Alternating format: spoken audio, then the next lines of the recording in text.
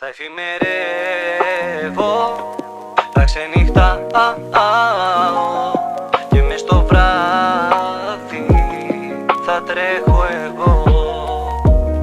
Καφέ δεν σπίνω, μάτι δεν κλείνω και στους διαδρόμους παραμιλώ.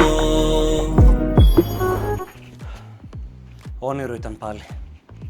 Έχεις νιώσει ποτέ ότι είσαι ξύπνιος, ντύνεσαι, ετοιμάζεσαι να φύγεις και ξαφνικά ξυπνάς απότομα και συνειδητοποιείς ότι όλα ήταν ένα όνειρο? Αυτό το φαινόμενο ονομάζεται ψευδής αφύπνιση ή στα αγγλικά false awakening. Είναι μια κατάσταση όπου ο εγκέφαλος βρίσκεται στον ύπνο REM και στην εγρήγορση, που δημιουργεί μια κατάσταση τόσο ρεαλιστική που νομίζεις ότι είσαι όντως ξύπνιος. Μελέτες σαν αυτή εδώ έχουν δείξει ότι οι ψευδείς αφυπνίσεις σχετίζονται περισσότερο με περιόδους άγχους, έλλειψης ύπνου ή με έντονη προσμονή για ένα γεγονός που μας απασχολεί ιδιαίτερα. Ουσιαστικά ο εγκέφαλος συνεχίζει να επεξεργάζεται τις υποχρεώσεις και τις ανησυχίες της καθημερινότητας ακόμα και όταν κοιμόμαστε. Γι' αυτό, όταν ονειρεύεσαι ότι ετοιμάζεσαι να πας στη δουλειά, να δώσεις εξετάσεις ή όπως εμένα να εφημερεύσεις, δεν είναι τυχαίο. Το υποσυνείδητό σου κάνει μια πρόβα της πραγματικότητας πριν καν ανοίξεις τα μάτια σου. Και μερικές φορές η πρόβα είναι τόσο πιστική που ξεγελά ακόμα και σένα.